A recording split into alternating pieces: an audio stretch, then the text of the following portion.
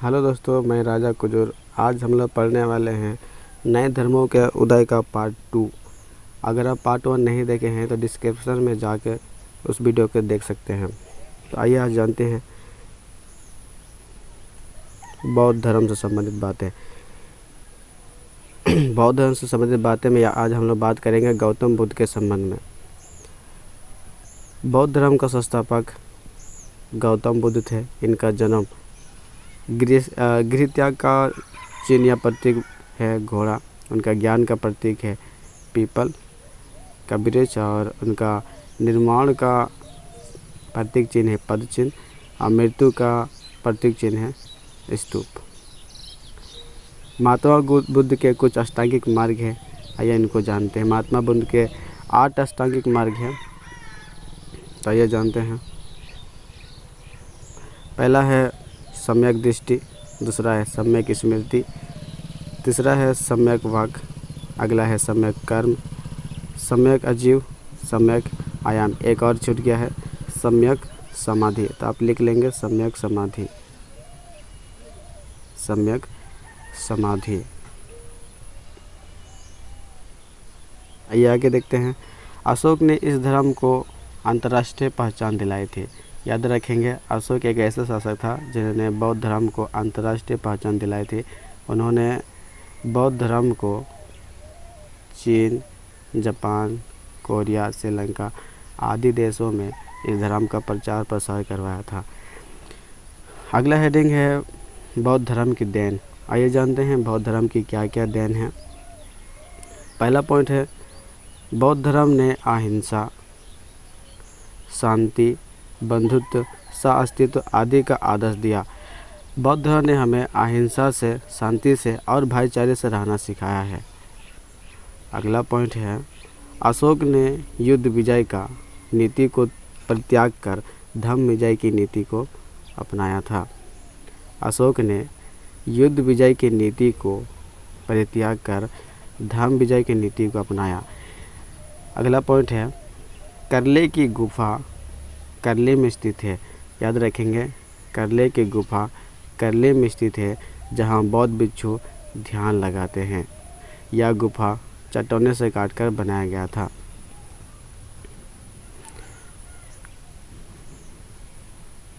अगला हेडिंग है उपनिषद। उपनिषद का शाब्दिक अर्थ को जानते हैं।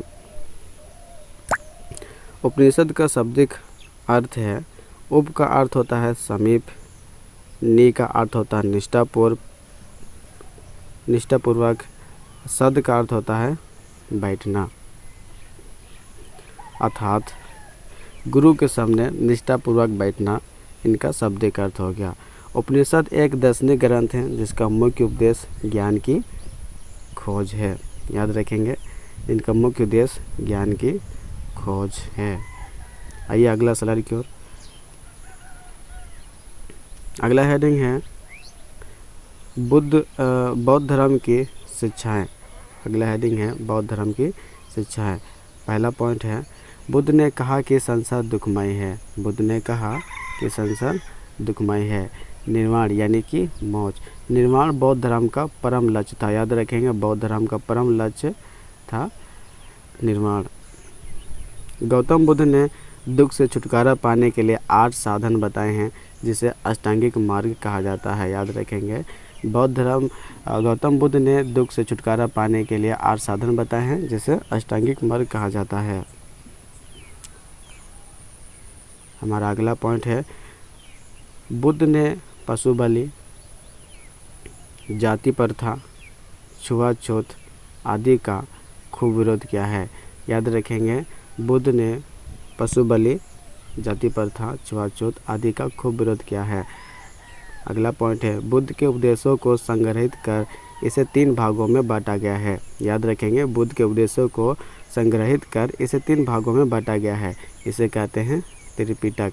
और वो 3 पिटक क्या क्या है, आइए देखते हैं। वो 3 पिटक है, पहला है सूत पिटक, विनय पिटक, और तीसरा है अभिधम पिटक।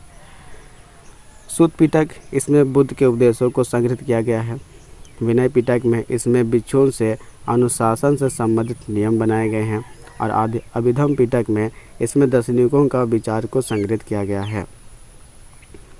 यह अगला हेडिंग देखते हैं। अगला हेडिंग है बौद्ध धर्म का प्रचार प्रसार। इसमें पहला पॉइंट है बौद्ध धर्म का प्रचार प्रसार भारत देश के कई क्षेत्रों में हुआ। याद रखेंगे, बौद्ध धर्म का प्रचार प्रसार भारत देश के कई क्षेत्रों में हुआ। कई राजाओं ने भी इस धर्म को स्वीकार किया, जिसमें बिंबिसार है, अजातशत्रु है, कनिष्ठ है, हर्षवर्धन है आदि के नाम आते हैं इसमें, जिन्होंने बौद्ध धर्म को स्वीकार किया था।